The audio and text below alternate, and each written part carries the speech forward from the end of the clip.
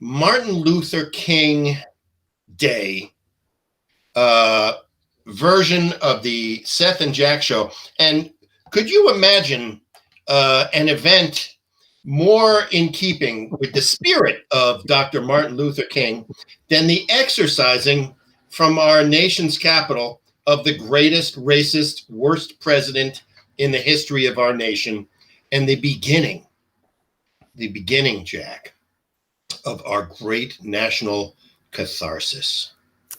This is so on point, Seth.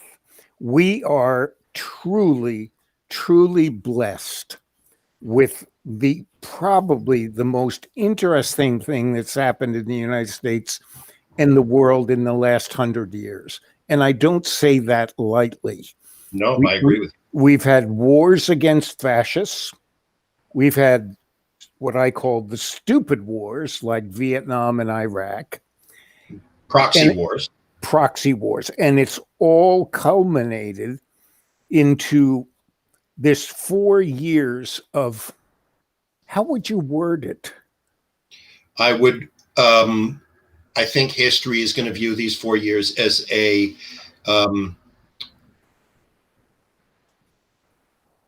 retraction, and an involuntary collective recoiling from profound and lasting cultural change, unstoppable cultural change that results in those who have been disenfranchised finally being able to express themselves and achieve the American dream. And I think that there are people that are being who perceive themselves as being disenfranchised that object to that in terms that they find, they think that this is as much of an existential threat to them as Donald Trump sees losing the presidency to himself. I agree. And what I want you to do, Seth, I want you to read this. You're a better reader than I am. Chris Spencer shared an article with me. Let me make it a little bit smaller for you. Oh, I got it, bud. Good. Because 40 years of his plutocratic takeover, of the ideology that said that if you're torn between doing what's good for money and what's good for people, always do what's good for money. These stories about lazy workers and welfare queens and any number of other fraudulent tales that were meant to justify life in the Hamptons. If I allow myself to feel this way on a good day, it actually feels like it's burning down. Yeah, and the beauty of it is that the technology that makes it all possible, that the technology that mitigates and reveals these lies for what they are, is becoming more and more ubiquitous. And now we're following one brilliantly articulate black man as president, with the retraction from that, with the recoiling from that on the part of those who are emotionally and intellectually stunted. So, Seth, this is the way the article ends. And if you wouldn't mind reading it. Okay. Because this is exactly what you've been saying. Okay, hold on a sec. Let me see if I can get to it. And what we have to do is get smarter than those powerful people, get more organized than them, and understand that there is a different story to tell. Those who mistakenly went to the mall and the 12% of Americans who actually supported that terrorist attack, and everybody else, a story to tell them about something great we are trying to do. We will actually create a country that's better for every single person. But we have to be willing to tell that story forcefully. I agree. We have to be willing to fight those people tooth and nail, and we have to fight to win. We are living through a revolt against the future, and the future will prevail. Yeah, this is absolutely what you and I have been saying for these many weeks of the Seth and Jack show. And before that, this all goes back to a vision of a river that's picking up speed, and these people who are having problems navigating that river they would rather cling to the edge and be torn apart by its increasing flow. And Seth, I didn't name it in the last show because I couldn't think of the word. But that big wave that's coming that they can see developing upstream from them that's going to wash them away has a sign on it that says demographics. Yeah. They don't know what the word means, but it's a big fucking wave. Yeah.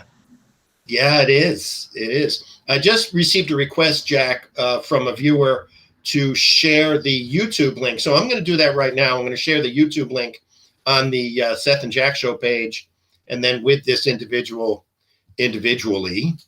And it should be, I should be able to accomplish that in a second. Can you see any comments coming up on the sidebar? None yet. Okay, we'll get to it. We're going to have it. Okay. Yeah. So that's what's going on around here, bud. That's what's going on here. The share of the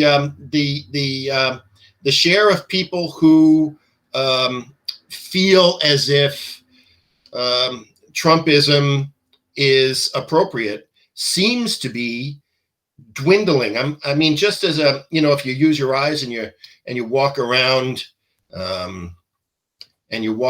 the streets and you go to Walmart, which is where they all congregate with their sidearms.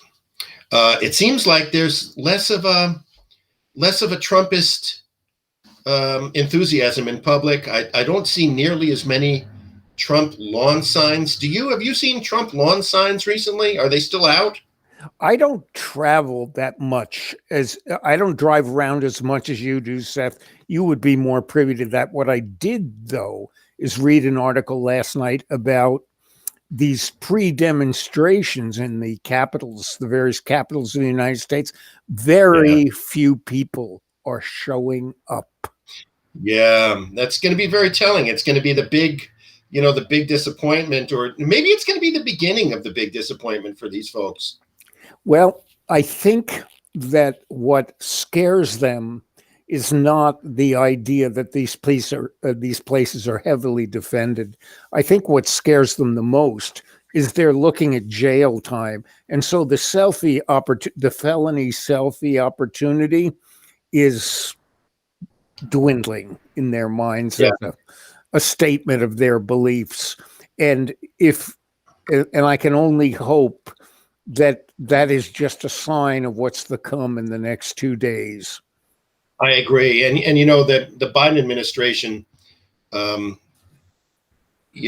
power of the bully pulpit cannot be underestimated, and the use of it by the Biden administration is something that I've been looking forward to, quite frankly, for quite some time, to change the tone.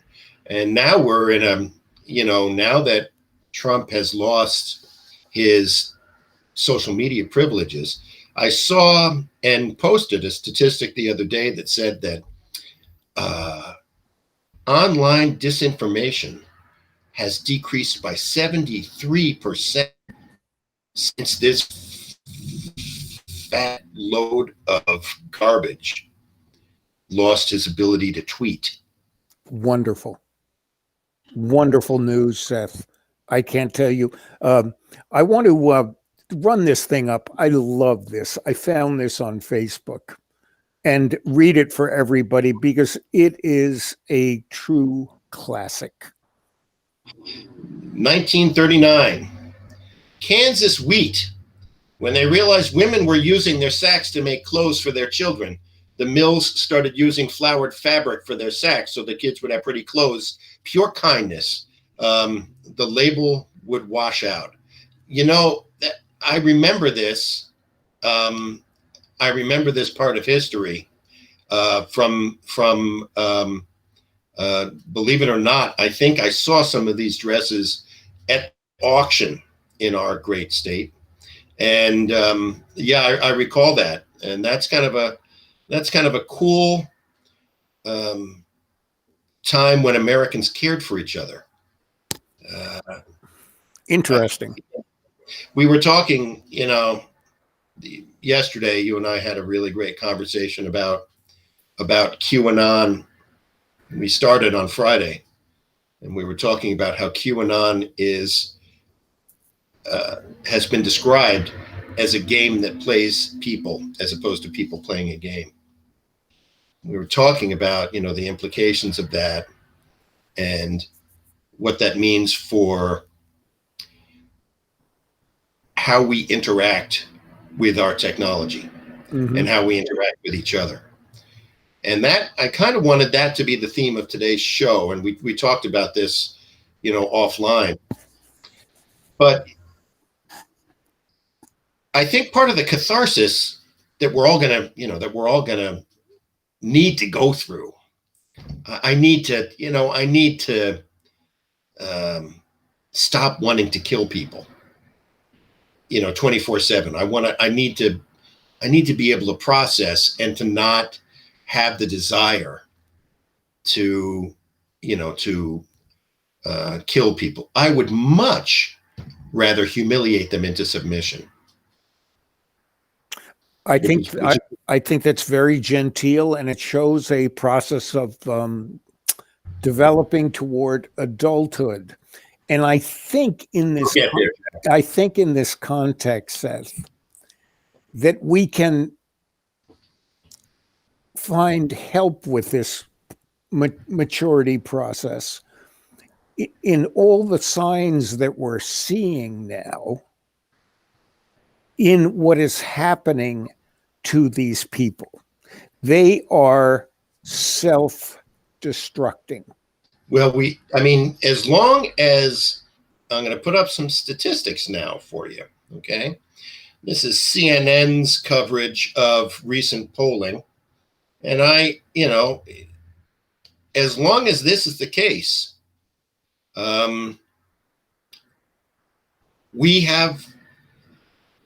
I see this as opportunity. Do you trust that the results of the 2020 election were accurate or not? Wow. Broken down by Biden voters and Trump voters. Notice that they didn't break it down by Republicans and Democrats, self-identifying liberals and conservatives. They broke it down by registered voters who actually voted. Biden voters, 97 to 2, and 1% is unsure. Trump voters, only 12% of people that voted for Donald Trump believe that the results of the 2020 election were accurate. 86% of Trump voters are not invested in reality. Another poll suggests that did Biden legitimately win enough votes for the presidency? Democrats, 99%. Independents, 66%. 30% of people who are registered independent don't buy in to science, fact-based universe, etc. And then again, similar numbers, 19% of Republicans and 75% don't believe that this election was legitimately won by the president of the United States. So I got to tell you, that's a problem and an opportunity. The opportunity is that the Democrats seem to have time to be able to organize and structurally fight back, while the Republican Party remains in a state of disarray and in a state of collective mental illness. So, I don't know what to say other than, in terms of trying to come to grips with what happened. Somebody says it's called party brain damage. Yeah, I'm wondering what this party brain damage is going to result in. What we were talking about that I found fascinating the other day, Seth, was we have these statistics which are nothing short of gobsmacking. We both agree with that. They're jaw dropping. Okay. And you and I were talking about how can this happen in this country?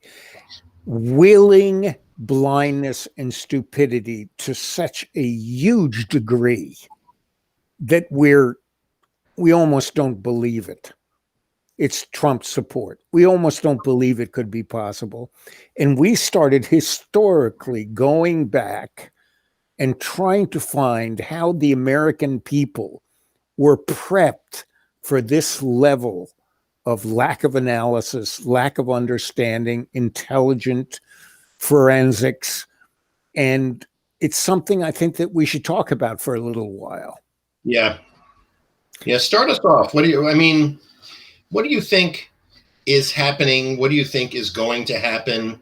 What do you think is going to happen on Tuesday? What is your take on what that looks like? Let me go back a bit, Seth. Can you put up my screen? Sure.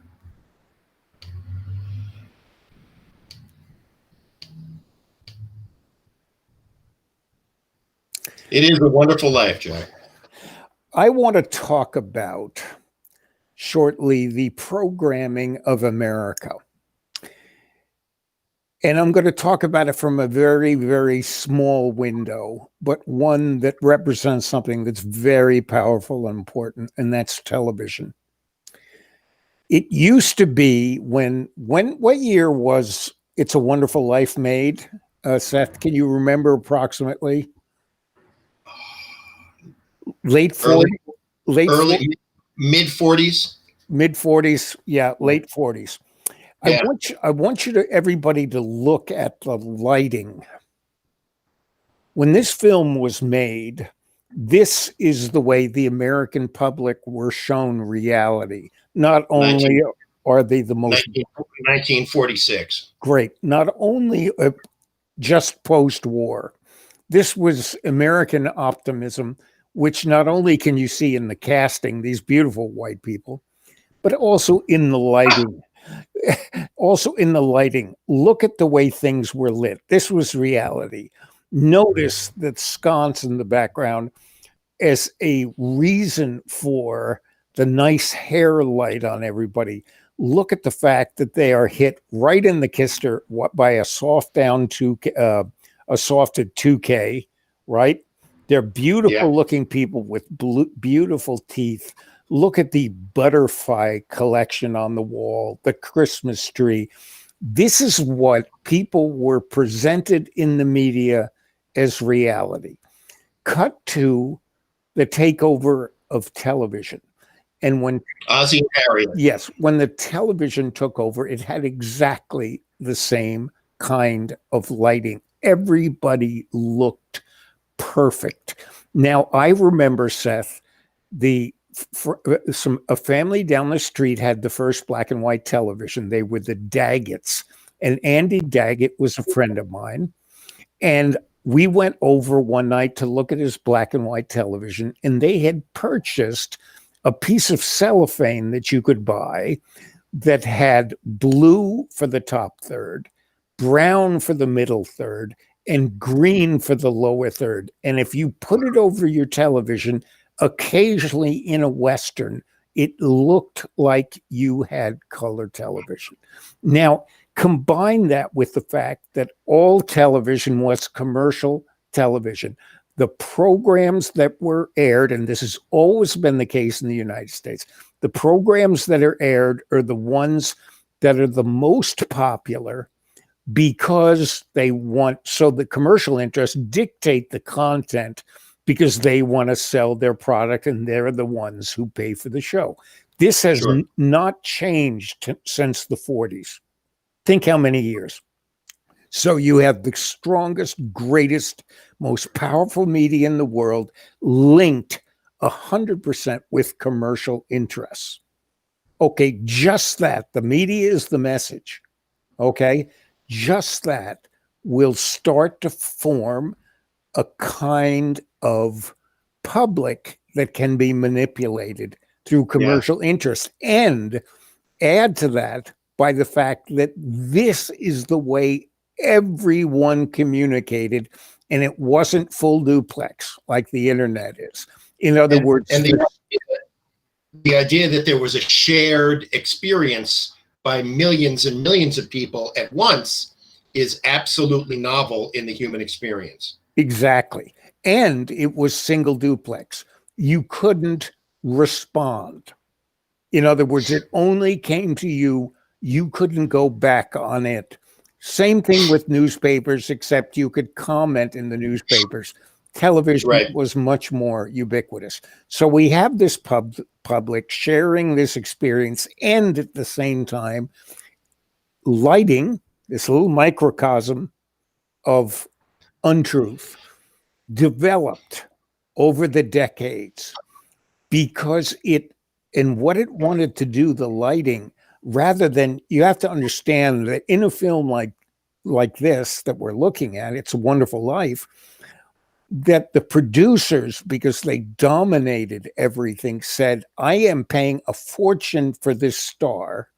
I want to see him or her perfectly in every frame. That was the dictate. If you look at television now, you'll see the main actor in silhouette 60% of the time, because what they're doing is that dictate is not there, and what they want to do is duplicate how people perceive reality. So even the lighting follows that trend. And if you look at it now, because of digital, you will see that the lighting in most shows, I'm not talking about sitcoms, I'm talking about Netflix shows, is unbelievably realistic.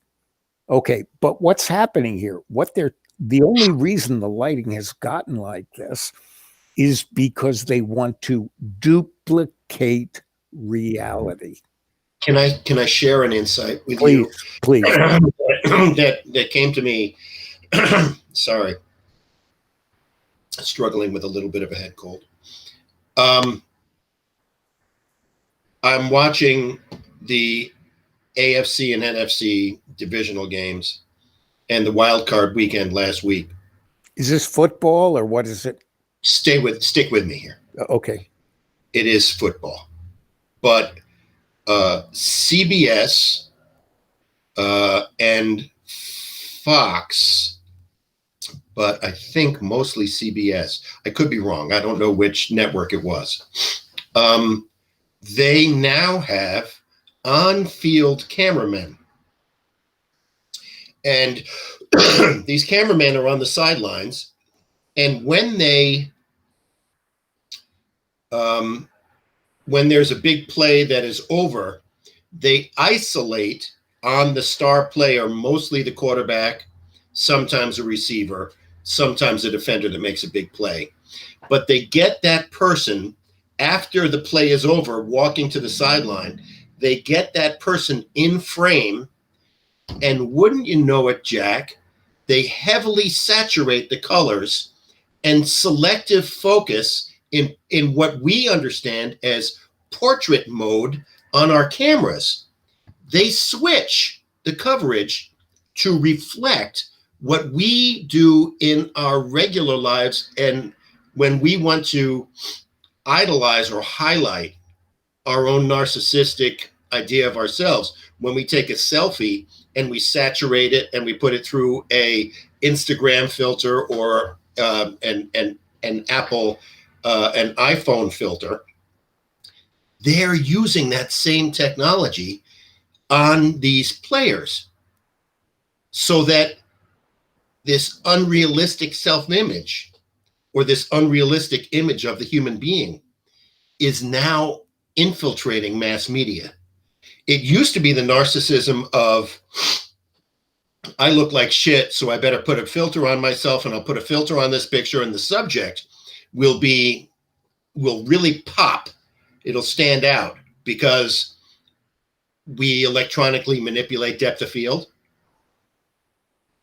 and the subject is in extreme high relief focus, and the subject's color And you can tell because the uniform colors are absolutely static throughout history. The entire audience knows what the uniform colors should be, but they go off hue a little bit. And it's a kind of, if you're not paying attention, it's kind of jarring. I just wanted to make that observation to you because what you're talking about is the trajectory of how we've been programmed psychologically by these media. And it seems to me that that process is ongoing, that Donald Trump represents a big part of it. The first president that understood the power of narcissistic personality disorder in the public space, Mm-hmm. and how to play on it. And if you're not paying attention to what the medium itself or the media, and when I say, I'm not talking about mainstream media, I'm talking about any media, including this one, what the media is doing, you're missing the most important part of the big picture. Okay, Seth. Somebody posted here, they're worried about HGTV making people on TV look bad. That was a problem. But that brings up something else that's extremely important that we haven't talked about. All of these popular shows. Hi, Martha. All of these popular shows were linked with commercials. Now, let's think about this. We have had 70, whatever it is, years of commercials linked to television, the most powerful media on earth. And these commercials have absolutely one goal. And that goal is to make you feel insecure in your manhood or womanhood or socioeconomic status. So that is what they do because that is the best way to sell a product. So you have 70 years, 3 generations of people that constantly are made to feel inadequate about their lives because they are not wealthy enough to purchase the car, the refrigerator, the washing machine. It doesn't matter. Their breath smells bad. I mean, the list is endless. So all of a sudden, you have literally the whole of America feeling bad about themselves. Now, what does that mean when you have this kind of a population? When all of a sudden QAnon comes along, they have an audience who is ripe for manipulation. And this is exactly why we say this is the game that plays you, because you have been played for generations and you will continue to be played. And if you don't have, somebody says here, commercial self-fantasies, it's exactly, you can never live up. Even if you look at the sets of the shows, of the sitcoms, people can't live up to these environments. That's not where most of them live. And keep in mind, too, that most families in America have the television on for every waking hour. I have seen it. The average television viewing in the United States years ago was 5.5 hours a day, and I'm sure it's more now. And so what you have... I mean, it's any screen, though, right? A TV screen gave itself up to the desktop computer, which gave itself up to the laptop, which has given itself up to the cell phone. Any screen, and eventually, I think what's going to happen is it will give itself up to wearables, glasses that we wear that interact with this as the computer for, that drives it. And then we will have superimposed augmented reality, mixed reality, and virtual reality experiences that inform how we understand the world around us. Okay. And that's a very interesting interplay. Well, we've skipped one step. The big difference between television and the internet is that the internet is full duplex. so you can talk back. And that's huge paradigm shift because number one, you can voice your ideas, which we've seen ad infinitum with a lot of these morons. You can literally take over an app like Twitter or almost take it over with your ideas, which are not based on education. They're based on generations um, of this phenomena. But not only that, you start to get to see reality. So instead of the cop show where the bad guys are made up of one black guy, one Hispanic, two whites, or as it used to be in the 50s, the bad guy rode a black horse. That's all you needed. But you could identify him. So instead of this racist tokenism, when it comes to the group of the bad guys, you see who they are. And who is it? What is it replaced by? It's replaced by reality. It's replaced by cops. It's replaced by a black woman screaming on an airplane. You know, it's replaced by really what is reality. And the ability of these people to latch on to these images. Maine, I was so surprised. There are no black people in Maine, north of Portland or Lewiston and Auburn. Okay, on the mid coast. And the racism gets exponentially worse the further away from actual black people that you get. Exactly. You know, and that reminds me of one saving grace that the country can count on. The difference between Europe and America in the post-World War II world is that America has Jews. Where did they go? Don't ever count out a nation that has within its population Jews, or for that matter, black people. Yep. We're here to save the day from the mouth-breathing Mayflower occupants, like, I don't know, families with names like Smith, Jones, Churchill. I was waiting for that. I'm surprised it came as the third in the list. I was sure it was going to be the first in the list. Yeah. Well, so all of this within the context of what's coming up, right? Yep. And what's coming up is an inauguration on the 20th. And it's going to be a big non-event, I think. There may be a couple of, there may be a couple of, in state capitals that fail to take the appropriate security measures. But really, what's going to happen? Well, what's going to happen is Biden is going to be elected.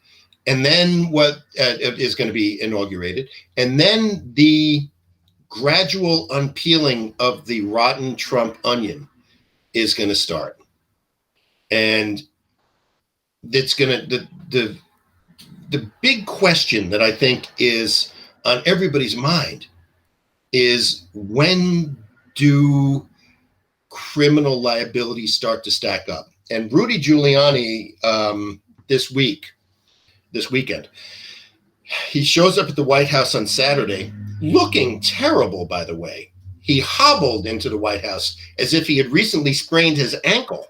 Mm-hmm. Gets into the White House, and then the next day I see a statement come out that says Rudy Giuliani claims that he is not able to represent Donald Trump because he is a witness in the impeachment trial or criminally. I can't represent him in the Senate or in court. Do you think he would find it easier if he'd gotten a check last week? No, I don't think that. I think that what's happening is the money is just Rudy Giuliani is in an existential fight for his life. The money is useless at this point. New York State is talking about disbarring him, which they may or may not be able to do, by the way. His degree of criminal exposure, I think, is limited to, so far as we know, is limited to inciting an insurgency. Mm-hmm. However, Donald Trump's criminal exposure, as we all have discussed ad nauseum, is primarily with New York State. He, I predict, will self-pardon, as well as I really do feel that he's going to pardon these insurgents and seditionists, these traitors. He's going to pardon all of them, and it's going to result in outrage. And I think the outrage will cause a demand for his incarceration sooner rather than later. I think that Donald Trump is going to be arrested shortly by Cyrus Vance.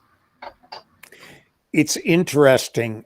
You obviously saw, we can throw up a picture here, of our Texas real estate broker who specifically asked him for a pardon. Yeah. On camera. That's a good picture of her. It is. I grabbed her, or they grabbed her in a moment of that didn't look like total insanity. So her plea, okay, sorry about that. Her plea is it's another one. This one, Seth. Oh my God, the Karens of the world. If anybody can get video, a YouTube video of that particular Karen getting arrested in Palm Beach with her leopard print outfit. Oh. And then this one. This was, of course, in New York. Woman 21 goes on mile-long joyride in unattended UPS truck. Now, why? If I was going to say, if you're going for a joyride, wouldn't you look for a Lambo or Ferrari or something cool? Why? I don't know. I don't think if you're the kind of person that wants to go on a joyride in a UPS truck, I don't think you can be dissuaded from that. Right. Now, and this is another beauty, Seth, if you want to bring it up. Rand Paul warns 1/3 of Republicans will leave the party if McConnell allows Trump to be convicted in impeachment trial. Now, isn't this exactly what we've been looking for? It is. I have an announcement to make that should segue nicely with this. I am exploring with others a establishment of a Lincoln Party presence in the state of Maine, with the objective of instituting a civics and media-based required curricula in Maine schools, so that we could have our children understand the difference between what is genuinely the intention of our Constitution and what is a misinterpretation of our Constitution, what the intention of the founders genuinely was, and the fact that our Constitution is a living document. I also think that media education is a critical component to good citizenry in the future, and that a level of sophistication needs to be imparted to our kids and our citizens. But if you wonder how is it that we're going to break this pattern of behavior, and the Republican Party is in tatters, and there are many Republicans that are looking for a home. The Democratic Party is ineffective and filled with party regulars who cut their teeth during 60s protests in Vietnam. There needs to be a youth movement in this country politically. I think the only way to do that is to have a Lincoln Party that would caucus with Democrats, but would be a voice within the Democratic Party for tremendous change. And while I understand that third parties in this country have absolutely zero hope of gaining any real and genuine foothold legislatively. I think there are a lot of people that would register as a Lincoln Party voter, and I have researched what is required to begin that. So I'm hoping to explore this as an alternative. I'm still registered as a Democrat. I don't think the Democratic Party speaks to who I am as a voter. I think that there's a opportunity to stop the crazy and to have voices of reason in the political process. And I think that necessarily has to include people on the left and the right finding a common tent under which to work collectively. So that's one of the announcements I wanted to make today. I'm investigating this. I'm investigating this with very, very serious people. And I think the primary objective, once again, would be to have a educational component in our schools that is a civics component. And the curriculum, by definition, cannot be written by crazy people. It cannot be written by the Betsy DeVosses of the world. So you have talked to Angus's people about this, have you not, Seth?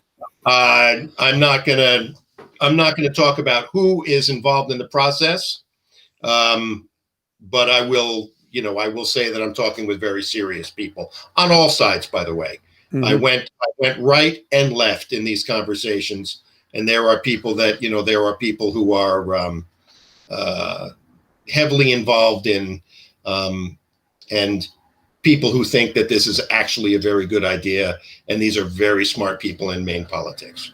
Okay, I think what we have to say at this point is very simple. The United States, one way or the other, and Trumpers, you can scream and shit and protest and shoot and do whatever the fuck you want. The United States is going to end up as a multinational country. It's going to be like a marketplace in Bangladesh or in Morocco or wherever the fuck you see this. You can see it in Paris. You can see it in Copenhagen. You can see it in Amsterdam. This is the way the United States is going to be, like it or not. So you can either get on the train and try to make it a civil, welcoming, morally driven place, or you can try to fight it and you will get stomped on if you do, because it's history. Where is the Jack? Am I heavily pixelated on the screen? Not at all, Seth. As a matter of fact, I usually see you as more pixelated in real life, but that's just me. Okay, because I'm showing that I don't have great signal strength here. Well, you look good, Seth, and I know that's important to all of us. No, I just want to be able to communicate effectively. No, you look perfect, and you're in sync, which is amazing. Yeah. So, Jack, let me just make an observation to allay some fears. I think that there is a real and genuine misconception about what any potential civil war might look like. And you see a lot of foot stomping on the right, as if to say, well, we have the guns and we're going to threaten you. And this is our, thank you, Martha. You look fine too. and that this is the threat. I got this the other day from a guy here on the mid-coast of Maine who I just dismantled in a Facebook thread because of his stupidity. You're going to have to kill us, is what he said.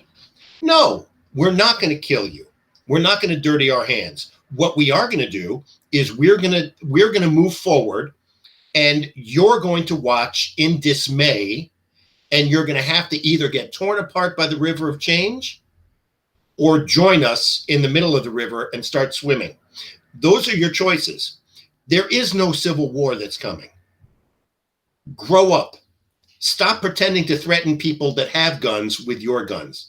I can shoot you too. I don't want to. What I want to do is watch the process by which you become either with us or torn apart. Because we've earned that. We've earned the right to watch the natural process of your destruction happen. We've earned it. Because what you have done is tried to steal from us. You, Trumpers, tried to steal from us, non-Trumpers. You want to disenfranchise the people that vote like us. Even on your way out the door of the White House, you're pretending to put people in positions of power to watch over the Biden administration on the way out the door. Every petty bullshit that you cheer on to own the libs, you're now going to have to sit and watch as that bullshit unravels again. And for the umpteenth time in your life, you're a fucking loser. Because that's what you are. You're a loser. You lost this fight. Seth, they made a critical mistake, which we incurred. They thought Obama was going to take their guns. Why the fuck would Obama take their guns?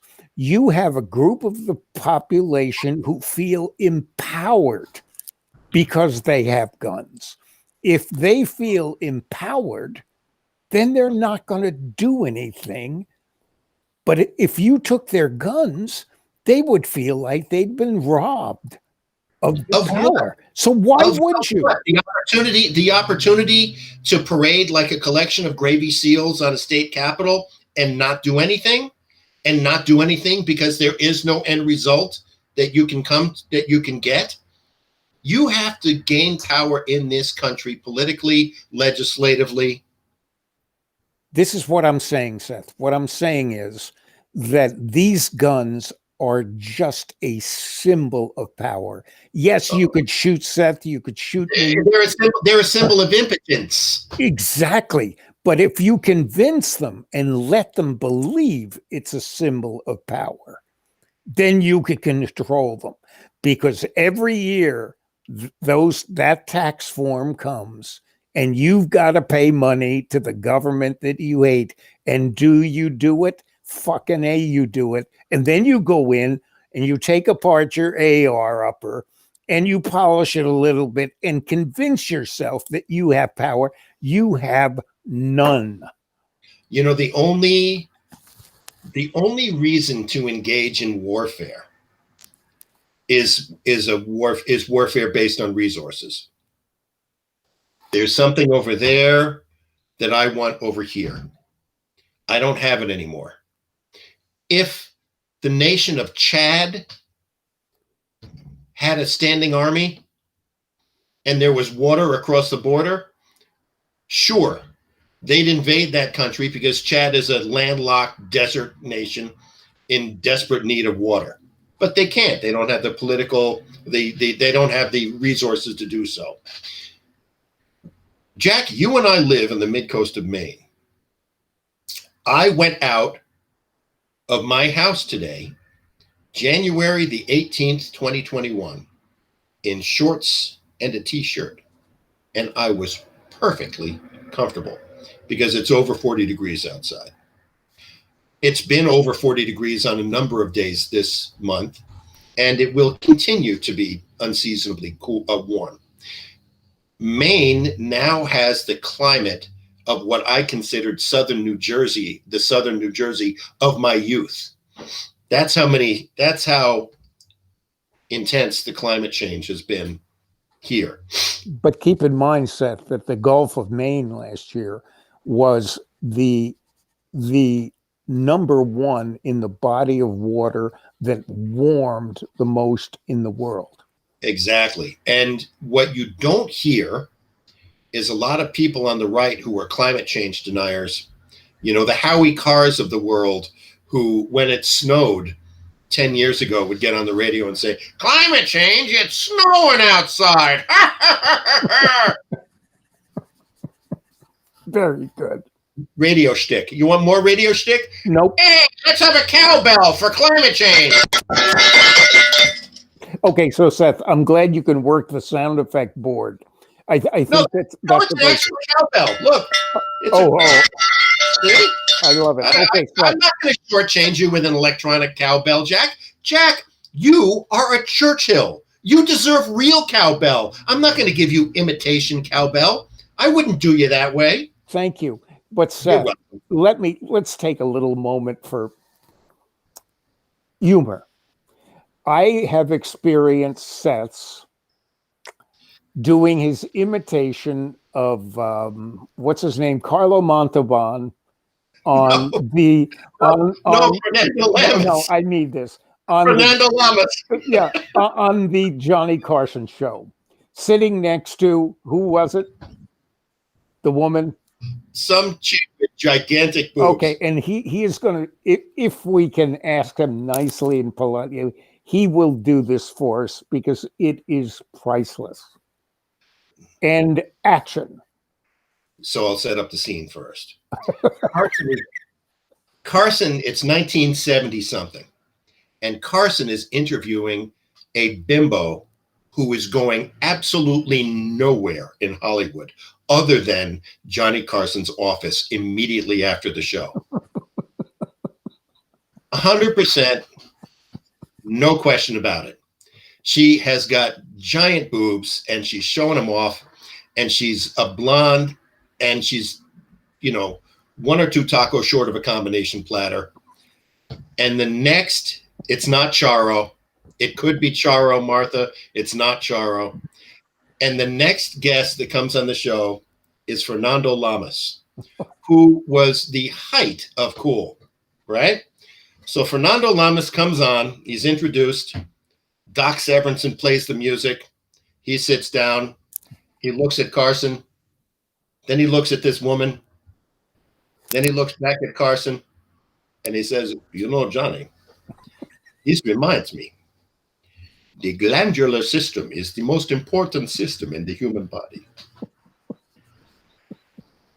The glandular system is the most important system in the human body.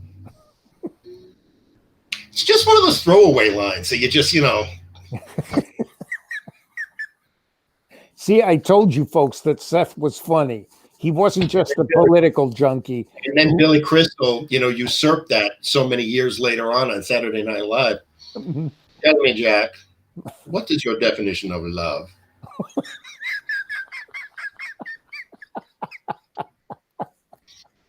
You look marvelous. You do. You look marvelous. Your skin looks so radiant. By the way, Seth, I'm going to interrupt your routine because I learned something at the dentist the other day that is amazing. I'm having teeth replaced. One of them has already been replaced by a cadaver bone, which is standard. Donor. I'm sorry? A donor, Jack, a donor bone. So the first thing I did is ask the dentist before he put it in whether it was a Republican donor. He thought that was funny. That's not the point. The point is when you do this, they take quite a large blood sample. They put it in a centrifuge. They spin it at extremely high speed, extract all the white platelets or whatever the hell they are, and they make a goo, and they pack the bone as it's put in with this goo, and then they suture it up.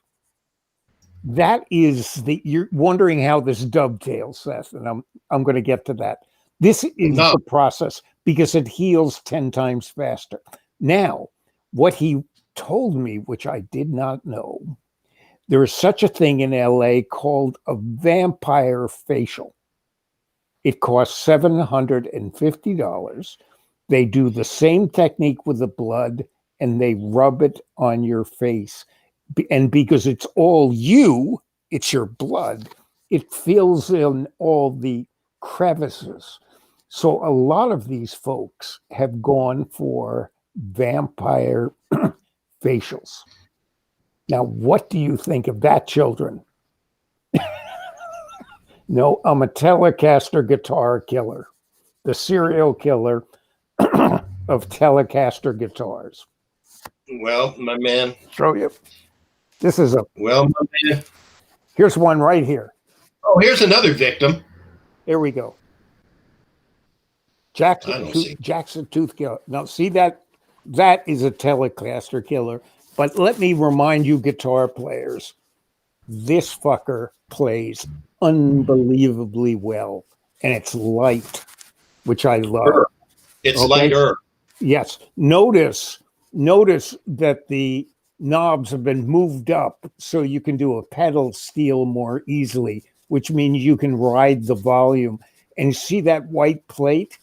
That's put in there to get the strings very close to the pick guard. So when you play really fast, you can bounce the pick off the pick guard. So this guitar, and that's a microphone holder. This guitar is it as bad as it looks, it plays like a dream. Okay. Sorry, I just had to show you that set. Yes. Okay. This show is sponsored by Jack's Guitars. Yes. Available at fine guitar outlets near you. Is there such a thing as a fine guitar outlet? I don't know. It's almost a contradiction in terms, Seth. Jack, Fine. do you think that there is a real risk and need for the FBI to look at the online profiles of the National Guard troops that are going to be at the inauguration? Well, you know, I mentioned to you my friend who was an MP who spent a lot of time going after gangs in the army. Yep. This is good. This is worse and better for two different reasons. Number one, the National Guard, because they spend most of their time at home and at work and stuff like this, are much more easily swayed than in the army, which you have to be a little bit careful about being discovered. If you're a civilian soldier, it's much easier to pursue this kind of behavior than it is in the army. Yeah, it's true. It's true. There's much a shorter leash, and they have much more personal time at home where they can fondle their guns, oil their knives, and sharpen them, and collect RPGs. In the news, records indicate Trump allies behind rally that ignited Capitol riot. Apparently, there are Trump campaign officials who have been feverishly scrubbing their online personas in the aftermath of this. Too late, you're going to jail. Mm-hmm. And notice, Seth, the reactions of these people when they're starting to realize that they're going to jail. These are. So, is there any criminality in charging somebody for a pardon? I mean, didn't we start the administration claiming that we were going to clean the swamp? And isn't this the swampiest possible outcome of selling pardons on your way out the door? Mm-hmm. This is just. Do you think Donald Trump doesn't get a cut? Do you think these intermediaries are just harvesting money and Donald Trump is going to do these pardons without getting a cut? Just an opinion. He saw Putin do this. He saw Putin do this, and he's going to emulate his hero to the nth degree because Putin got away with it. And Donald, in his absolutely unfathomable ignorance, thinks he can too if he follows Putin's game plan.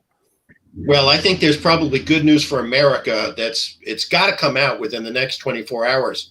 I can't wait to see the Trump healthcare plan. Oh, yeah. Don't hold your breath. By the way, talking about heroes, Navalny. Good news. He's only being detained for 30 days. Can you tell me what charge he's being detained on, Jack? What kind of? He has more balls.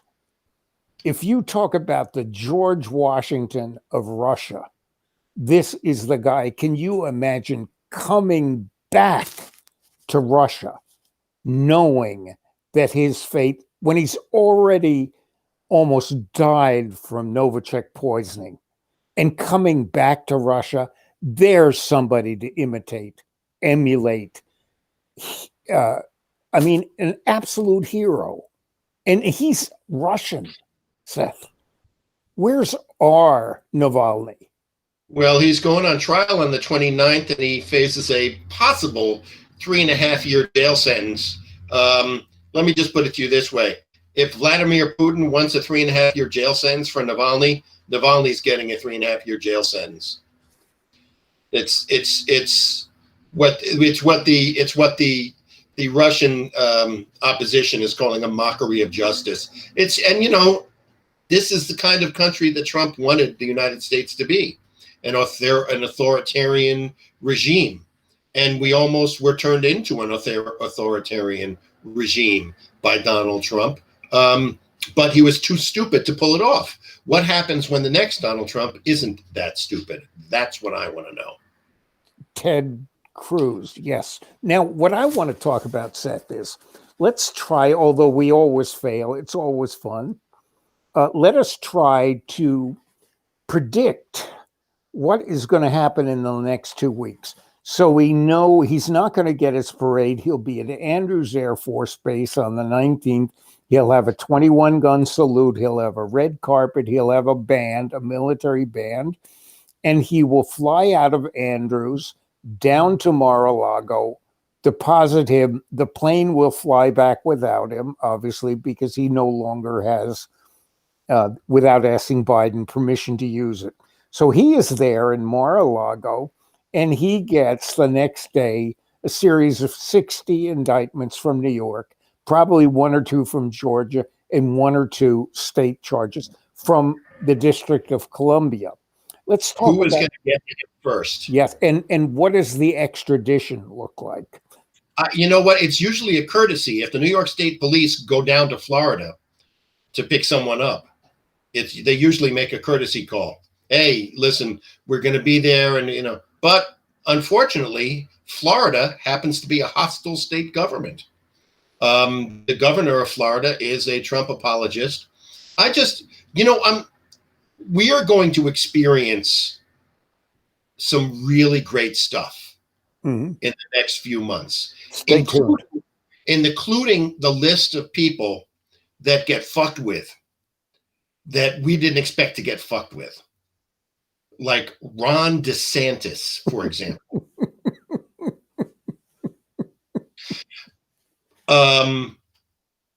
Ivanka Trump now expects to run for Marco Rubio's seat.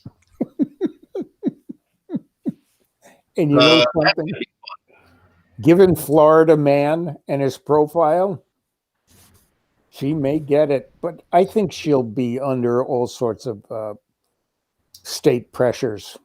Jessica looked at the artwork on her walls, and with Jared.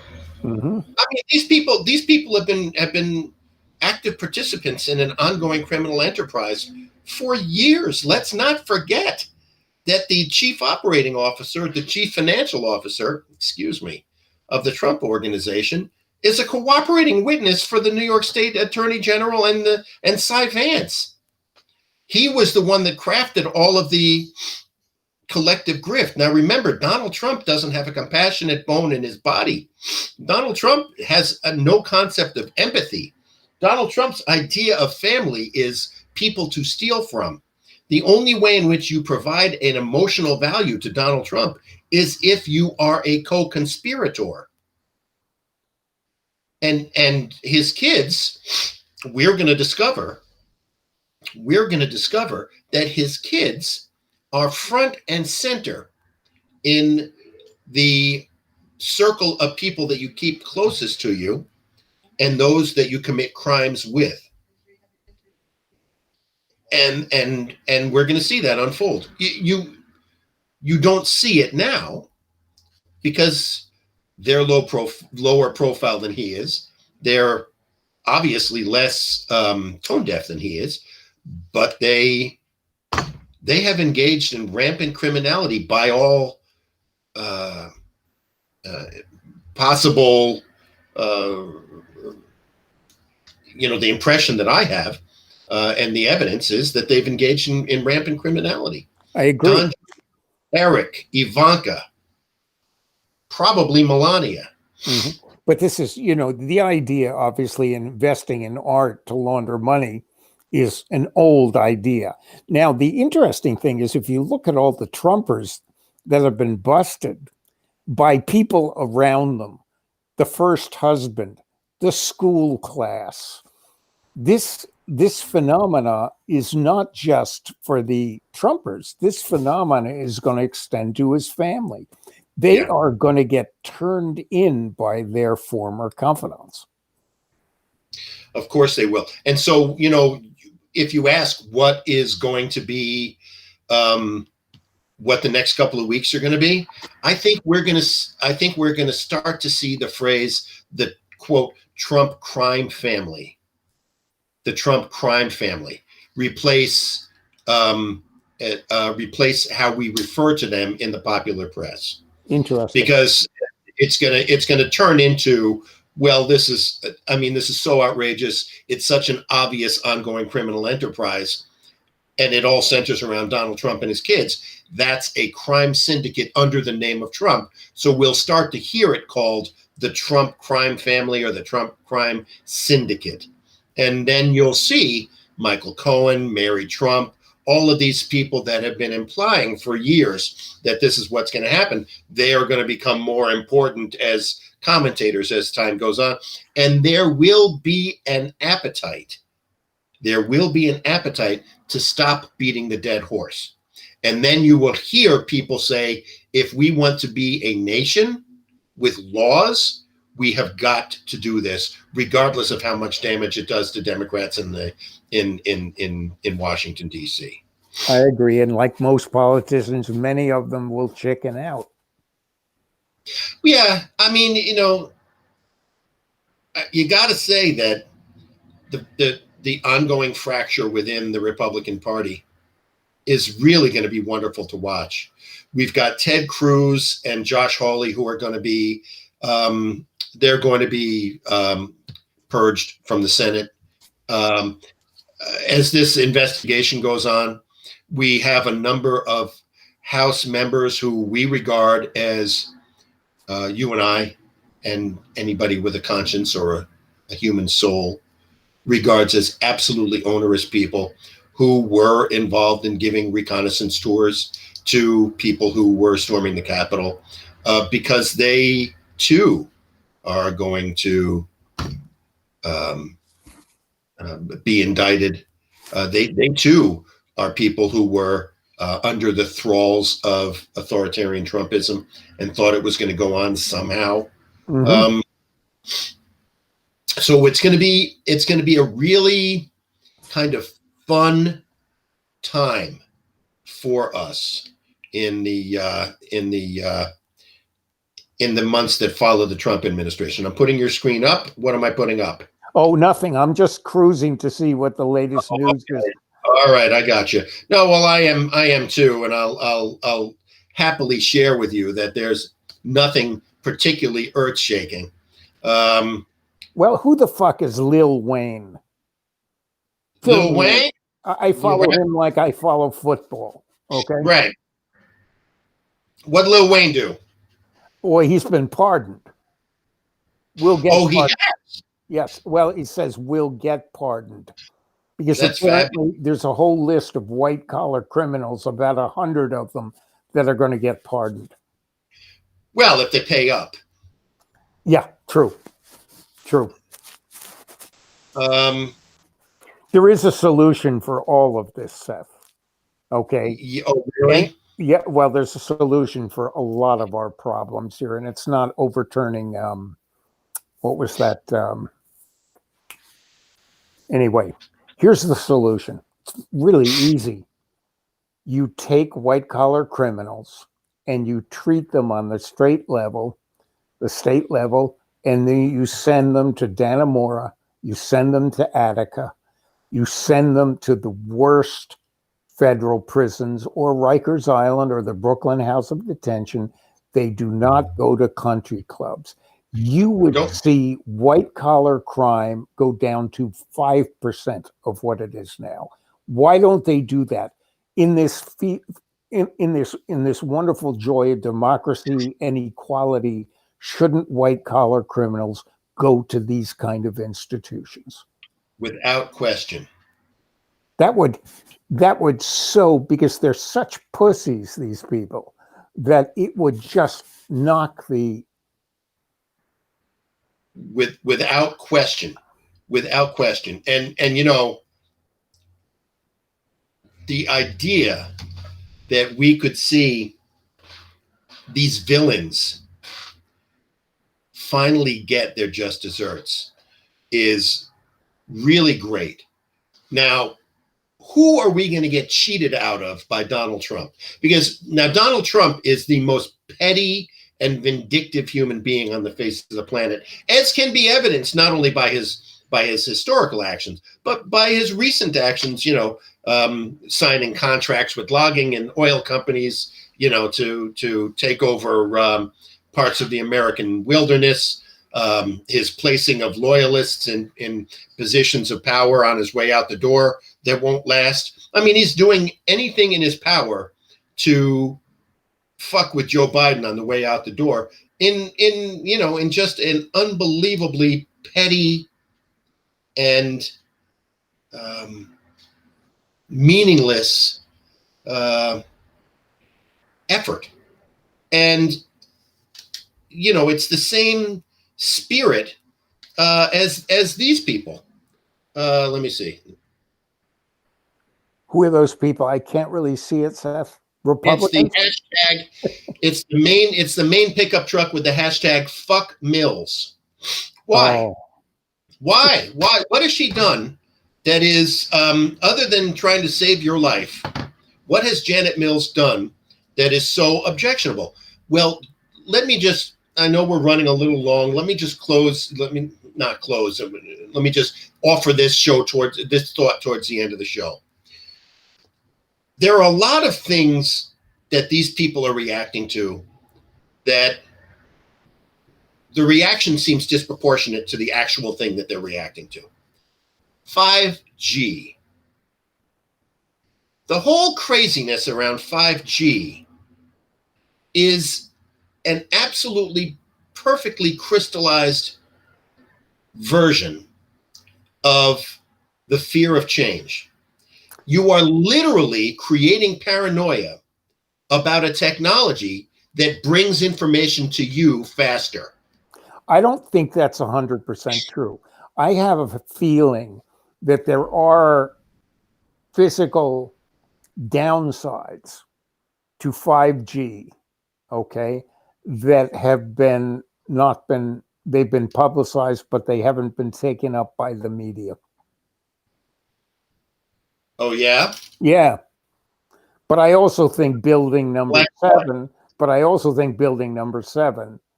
was interesting because I think it's proof of something very devious. I get it. And your natural inclination to reject the authority of the American government and institutions can be seen on full display here, you crazy fuck. Absolutely. Absolutely, I expect you to be a 9/11 conspiracy theorist. Well, Seth, we're not going to argue this now because you're going to lose. But what I do want to, which one of us was a couple of miles away from the fucking thing when it went down? I don't give a shit. Some people are just not that smart. So here, Seth, here's what I'm saying. You're accusing me of this, knowing full well that I am as interested in why a 737 goes down, or a high performance engine uses dual turbos and radial valves. Oh, hang on. Right. Okay. So it's not, you can't accuse me of this because I am interested in the forensics of why things happen. Of course. Here's the difference. The difference is that after the forensics has been publicly examined time and time again, and there's no it just goes towards what is truth and where do we draw the line in terms of what we think of as truth. Can I ask you just one question? You can ask me any question you want. And you're not really a hardcore technical kind of guy.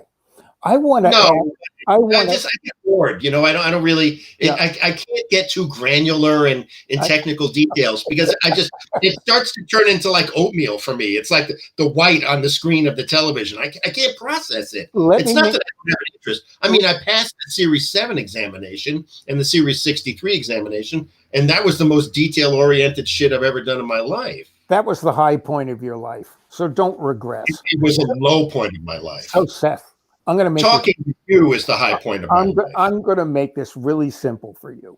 Okay? You don't have to. You can make it. I want to ask you one question. Please. When building number 7 came down, and it came down in a perfect drop, as you noticed, everything falls into the middle. The only way a building can fall like that if it's been pre-wired with thermite. It is technically the only way. Explain to me why that building was pre-wired with thermite, which takes a month or two. Really? Yeah. Building number 7 in the World Trade Center was pre-wired. Building number 7. Don't give me a false equivalency here, Seth. Of the World Trade Center. Yes. Building number 1 and 2 came down. Building number 7 was part of the complex that comprised the World Trade Center. Then why did it fall so perfectly that takes a huge, small fortune to pre-wire a building to come down like that? Did it not have an airplane fall on it? No. What was it? Did you not see the fire in the building and the damage to the structure? It was a minor fire on 2 floors. And Silverstein said, "I have wait. Shel Silverstein, the famous children's book author. I worked with him on a video, and he is fucking brilliant." Okay. Anyway, so I knew him, Seth, the guy who owned the World Trade Center complex. He said, and I've seen it on video, he said, we had to pull the building. Okay. It takes. I believe he was talking about pulling the firefighters out of the building. I could be wrong. Seth, in one interview, he said we had to pull the building. A week later, there was another interview that I've seen, videotaped in his office, where he said, I didn't mean pull the building. I meant pull the firefighters out. So he contradicted himself and lied. Right. Well, Jack, I want to mention to you, Jack, that it was a time of tremendous trauma. All right. So let's just, you and I, take a second and watch this video. Yep.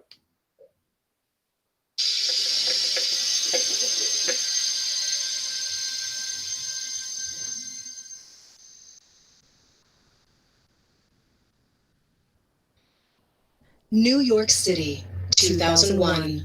No tall building had ever collapsed primarily due to fire. But that's exactly what investigators believe happened to the 47-story World Trade Center Building 7 on September 11th. According to a 3-year comprehensive building and fire safety investigation just completed by the National Institute of Standards and Technology, or NIST. World Trade Center 7 collapsed because of fires. We really have a new kind of progressive collapse that we have discovered here, which is a fire-induced progressive collapse. In fact, we've shown for the first time that fire can induce a progressive collapse. NIST used detailed data describing the building and its contents to create the most complex computer simulation of a structure collapse ever made. Falling debris from Tower 1 started fires on 10 floors in Building 7. A break in the city water main from the collapse of the towers disabled sprinklers in the lower half of WTC-7, allowing fires on those floors to burn for 7 hours. The NIST computer model was validated with evidence from videos, photos, witness accounts, and other data. It shows that heat from fires expanded long support beams, causing connections and floors to fail. So you look at the floors failing here, and eventually this column 79 is going to buckle, it fails, and then the entire vertical progression takes place. The buckled column caused additional collapsed floors and falling debris that removed support from adjacent interior columns. A chain reaction then caused other interior columns to fail in quick succession. The outside shell of the building fell. The NIST team found no evidence that explosives were involved in the collapse. And our analysis showed that even the smallest explosive charge that was capable of bringing down the critical column in the building, had it occurred, we would have seen sound levels of 120 to 130 decibels about a half a mile away.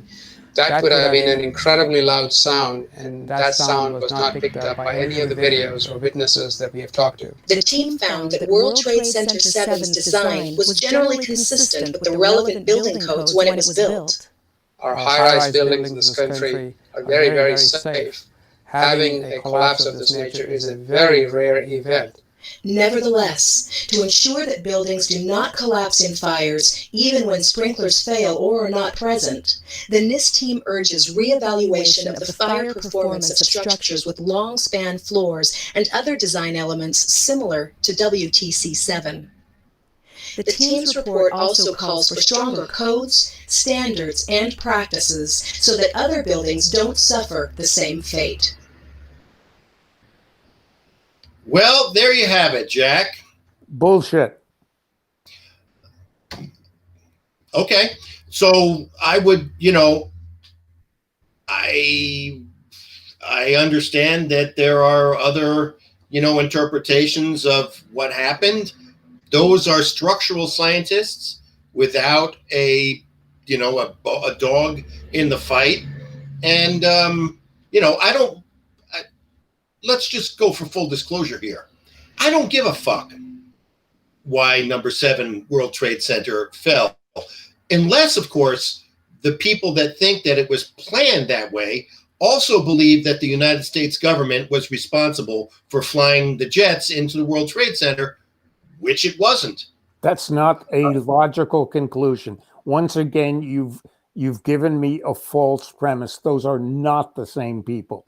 Not at all. The only question they are asking, and they're not saying the government flew the planes, and you're extrapolating this in an illogical way, Seth. All we are saying is that that building fell in a controlled demolition. And the evidence from the actual people who were actually sent there by the actual federal government, who you and I are arguing is a legitimate ongoing concern that guarantees our other freedoms in the light of a 4-year sustained attack on those freedoms, on the ongoing federal government of the United States that we're meant to value. Those people who were tasked with telling us why it happened, then just said the amount of thermite required would have been heard from a half a mile away, A. B, that the structure that caused the World Trade Center to fall, those building codes at the same time, are the same. It's the same heat and physics that was involved in having Building 7 fall. They were both made around the same time, and they both failed in similar ways because nobody really anticipated anyone being crazy enough to fly an airplane into one of them or two of them and then have fires ignite and the sprinkler system would have been cut off. I just saw in that video a reasonable explanation as to what happened. I think much of what you say is incorrect. Okay. And as elegant as you word it, a lot of the logic is incorrect in what you're saying. Number one is that jet fuel can't melt a steel I-beam. This building didn't have any jet fuel in it, so it was burning. It was It had burning to- at a it had lower fallen temperature. debris. Right, You know- it had fallen debris from the planes that fell and ignited materials inside the building. Okay. Okay, I'm going to leave that. Okay, the other thing is you know how hot thermite burns? You mean the 14 thermite that we just established wasn't used because you couldn't hear it? No. God, I feel sorry for the left who argues with you. What I'm saying is I asked you a question. What is the temperature that thermite burns at? I would, you know what? I would have to guess it's not dissimilar to white phosphorus. I would probably say too. It's about 1400 degrees, well above jet fuel or papers or financial files or insulation or anything else. Why did they use it?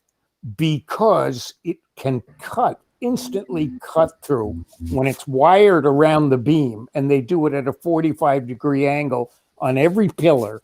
So every pillar shifts to the side. So the building goes like this instead of like this. And a fire on one side of the building, like number 7, is going to cause that building to collapse off center. Thermite, they will rig every pillar, every floor with a 45-degree angle thermite cord around each one, and then they will set them off 1 second or a half a second from each other so they can cause the stacking. Okay. One of our viewers just asked, what is the motive for this? Oh, I'm not saying that. You have to understand, as Seth equates me with someone who says the United States caused the attack. That is not what I'm saying. All I am saying. No, I'm just asking that if you have a crime, implied in the perpetration of the crime, is the motive for that crime. I'm not even looking at that because it's pretty much a dead end. Here's my philosophy, Seth. I think that 7 was brought down by controlled demolition. Okay. But then again, I look at the problem and I say, there was only 2 people knew that Clinton got a blowjob in the White House, and it came out. So if this had been a conspiracy, it would have come out. I mean, it's just, these people are not that bright. I'm not saying this was this and this was this. I'm not saying that because it's a dead end. Nobody's come up with it yet. All I am saying is that building number 7 came down in a controlled demolition. Okay, it's an interesting way to look at it. Of course, it was a tremendously traumatic experience for me, and I want to, kind of frame this conversation in that context. I spent the next day running supplies to firefighters that lost 11 of their guys. I was tremendously traumatized, and it smelled like a war zone there for months afterwards. And it resulted in me coming here. It was kind of a seminal moment in my life.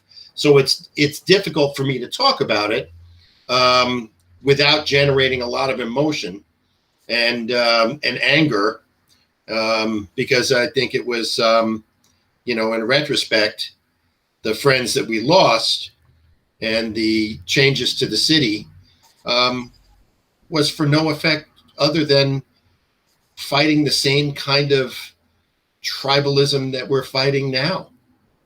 The same kind of backwards thinking, the same kind of fear of the future, the same kind of antisocial personality disorder, the same kind of mental illness that is attractive to a lot of people who are disenfranchised people.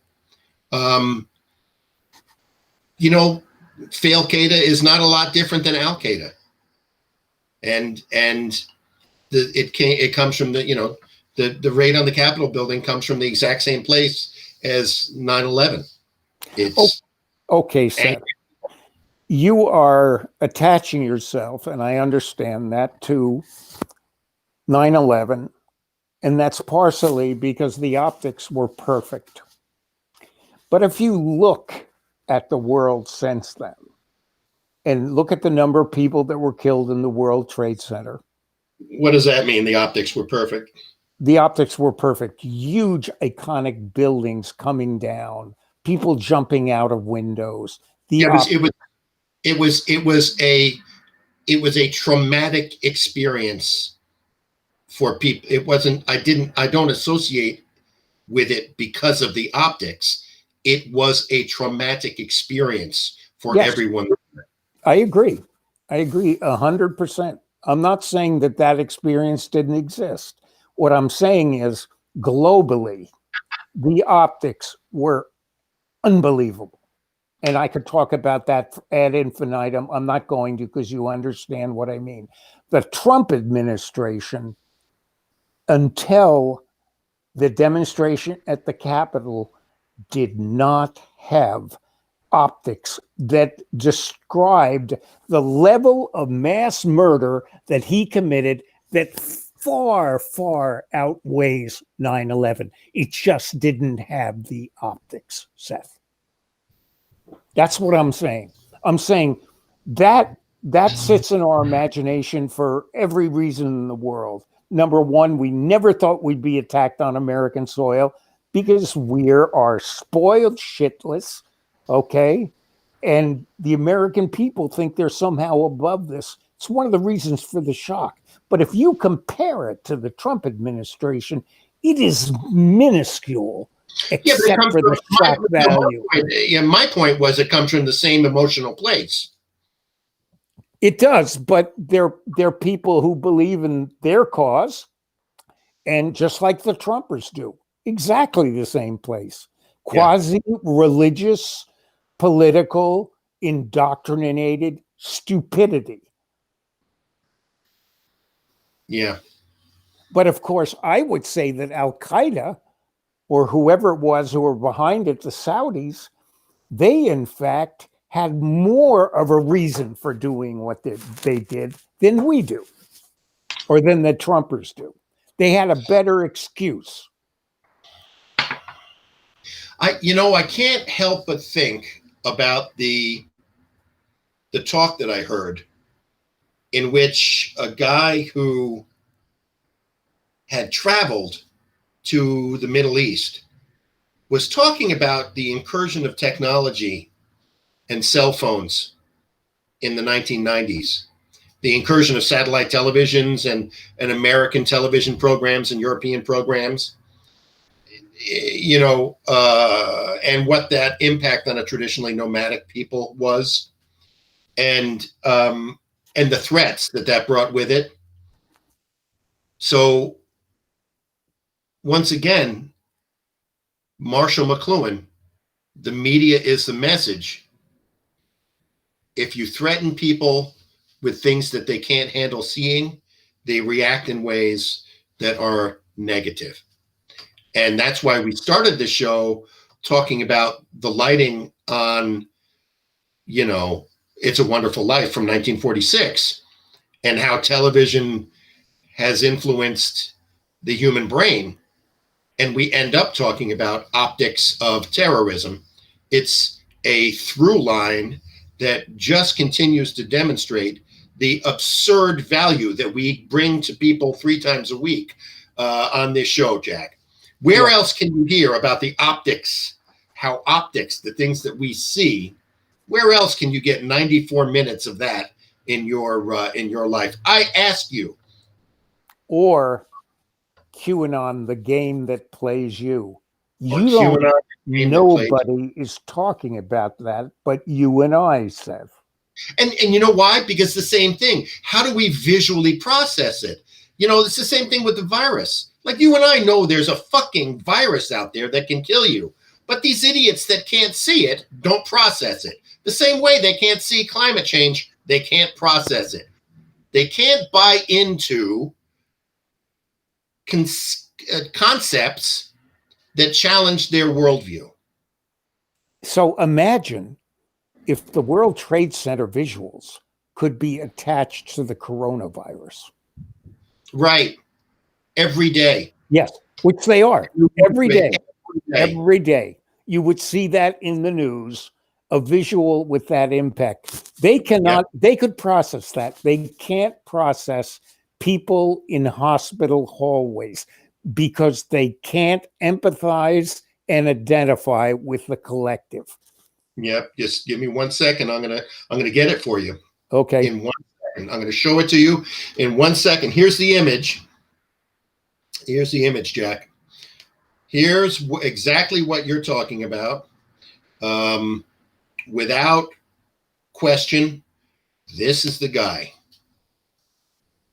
Here he is. Now, who is this yo-yo? I think this yo-yo is no longer with us. Is this is a patient? Is that correct?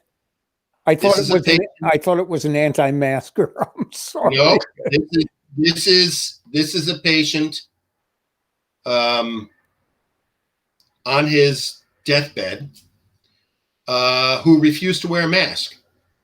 And this is his video to the world telling everybody how wrong he was. This is also somebody who absolutely voted for Donald Trump. Without question. They are the same people. And this deathbed recantation is going to be the same kind of deathbed recantation. Jack, is recantation a word? Yes. This deathbed recantation is going to be the same recantation that we should be getting from Republicans as they watch their attempt to destroy our republic die. The same death that this fucking guy right here died of. Somebody calls him a Lyft driver.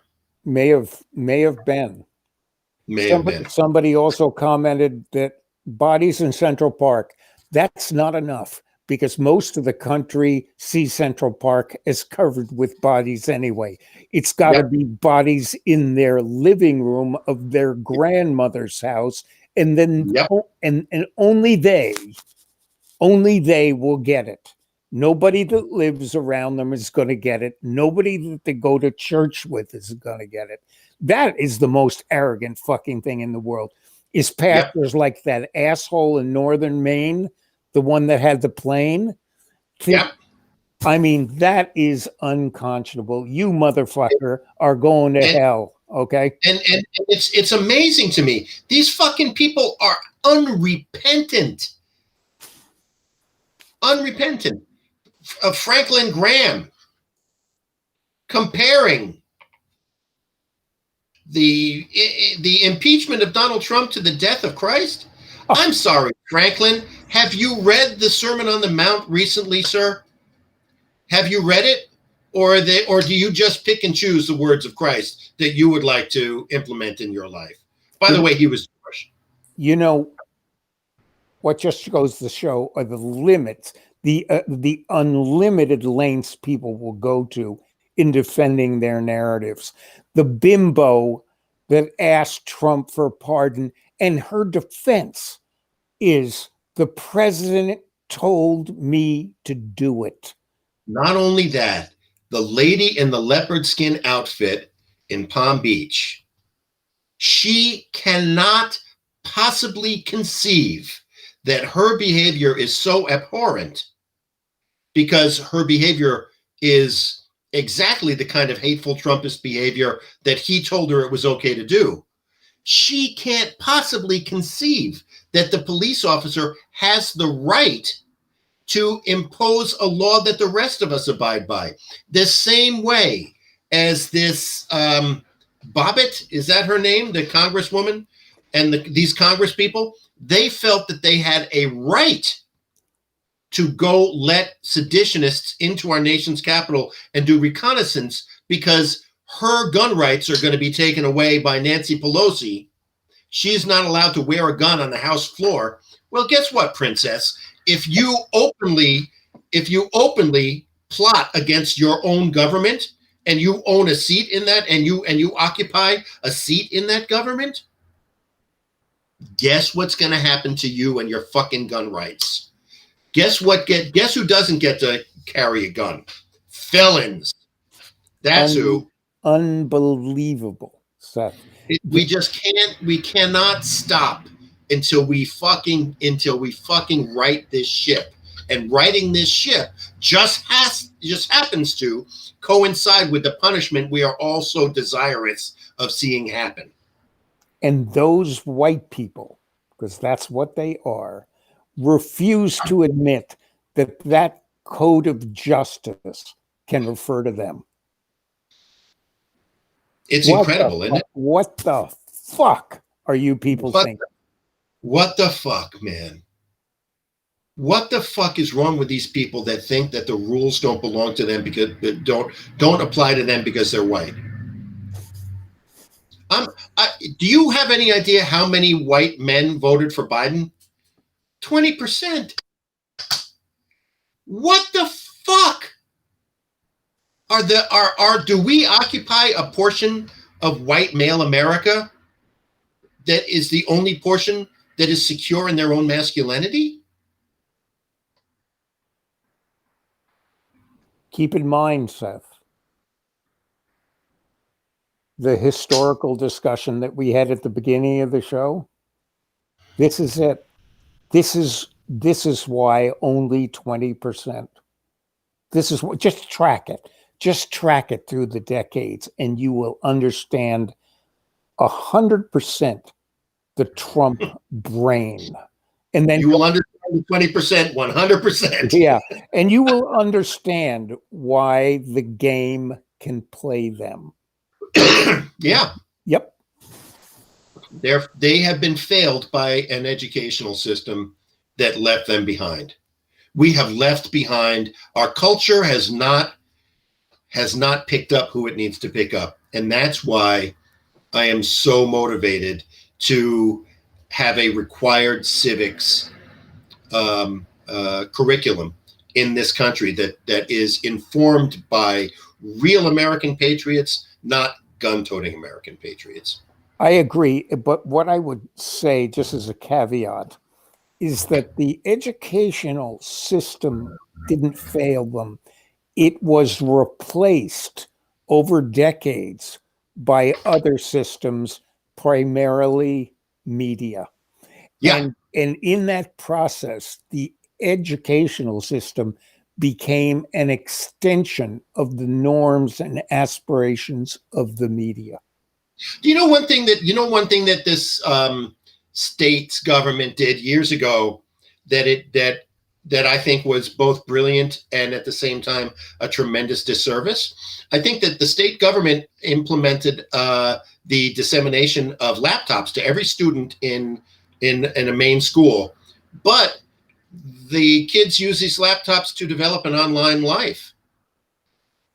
But everything. It's understandable, and I have been and still are a fan of this because, unfortunately, if you don't do that, the consequences are disastrous. Right, but it should have been accompanied by the same kind of curriculum that we're talking about here. How to become a responsible online citizen, and so your responsible citizenship is informed by our great American heroes, and it's also informed by our great American villains. And I think that's necessary. If you're teaching a class in online citizenship, the great American villain has to be Donald Trump, Roger Stone, Steve Bannon, Jeremy Epstein. Yep. Those are the villains. Yep.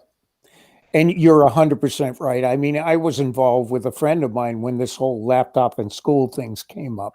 A brilliant mind and a person in a position to decide.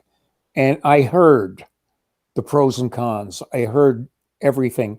But one thing we never discussed, and I think it's a great idea, that that ability to have a laptop given by the school in school to create an equal opportunity has to be accompanied by a civics lesson. It is almost irresponsible. It's like putting a loaded gun in their hand. It is very much so. Seth, I think our time has come. And let me say this. It may seem to some of our viewers that we are... I'm so young. I'm sorry? I'm so young, though. I know you are. My time hasn't come yet, has it? For me, you're just a fucking adolescent punk. In any case, what I want to add to this is it may seem to some of our viewers that we are guilty of some of the things that we criticize. And yes, we are. We're guilty of our silo. We're guilty of this and the other thing. But we just may have a desire to understand what's going on that's a little bit more than you may be or some people may be. I think that what makes this show compelling is the idea that there are no subjects for exploration that we find taboo. There's nothing that we're, if someone says, oh, don't say that, because of some perceived sense of propriety, that automatically makes you an enemy of the show. That's exactly what we have experienced that. So if you're afraid of your liberal God in the mouths of your friends and confidants, keep in mind that we don't allow that kind of behavior. Agreed. And, even today's discussion itself demonstrates how there's absolutely no fear in topics for discussion. None. And, and that's, that I personally find that compelling. I don't think I'd be able to exist talking about or not being able to talk about something that I find compelling. Sure. And hopefully the things that we find compelling are the same things that other people find compelling. Like we were able to have the theme of this show be visual stimulation and what it does for and how that historically has been applied to American culture and the progression of it and why certain things have traction and why certain things don't have traction. And yes, and I was just going to say, in this same vein, we'll be talking about Seth's hemorrhoid problem next week. I don't have hemorrhoids. Well, I actually have an extremely healthy, aside from my colon, an extremely healthy digestive tract. Well, let's talk about that next week because I have a conspiracy theory about that, Seth. About what's wrong with my diverticulitis? Yes. Yeah. Maybe we could spare people that. Okay. But I am experiencing tremendous joint pain and my shoulder needs to be repaired. My knee needs to be repaired again. It's just like I'm thinking, Jack, I'm fucking falling apart here. Have you thought about Lyme? No, but I have thought about a parts Jew. Oh, I think he's taken. No, there's more where that came from. You know who got him? Dershowitz. Harvey Ardman. Yeah, too. But I think there was another one that Dershowitz got. Oh, no, because if Alan Dershowitz got a parts Jew, he would replace those ghastly teeth of his. True. I can't criticize teeth at the moment, but no hideous choppers. In 2 months, you're going to see a whole brand set, and that is that is when I am going to start doing close-ups like you, Seth. Oh, okay. Well, I'm here in my 25-year-old Aeron or my 20-year-old Aeron chair. Well, you look gorgeous, darling. Thanks, man. All right. So great show, Jack. Thank you very much. Thank you, buddy. So let's talk about this really quickly. Are we coming, because the inauguration is at the same time as our show, are we going to push our show till after the inauguration on Wednesday? emailed Biden. I think he's going to push the inauguration, Seth. All right. So we'll announce that on the Seth and Jack show page. Yeah, it may go back, in fact, to Thursday, right? I don't know. Because we may want to talk about what's happening in real time, because we'll have plenty of people to there's a lot's going to happen, man. I mean, we either are or aren't going to have violent demonstrations. It's going to be a hot day, so we'll find out. Okay. Well, anyway, when does the inauguration end that day? Because then the coverage starts at 10, and he takes the oath of office around noon. Okay. As is dictated by the Constitution of the United States of America. So if we go on at 1, we have the benefit of the inauguration and Trump flying out of Andrews Air Force Base. Yeah, and Trump is going to fly out in the morning. But we'll have that. We can cover that because it's already happened. Yeah, we'll have video of that. Maybe. I think a lot of the networks aren't going to do it. Right, but we would be necessarily up against the Biden inauguration. So what we should do is an inauguration post-game show. Okay, let's do that, Martha. That is probably what we're going to do. So it'll be at 1 or 2 or something like that. We'll do an afternoon hangout, and we'll determine when that's going to happen. Cool. All right. Well, thank you, everybody. We'll see you on Inauguration Day, Wednesday. Happy Martin Luther King's birthday, everyone. Be well and sit it out. We've only got another literally 46 hours and 9 minutes of this asshole to deal with. Signing off.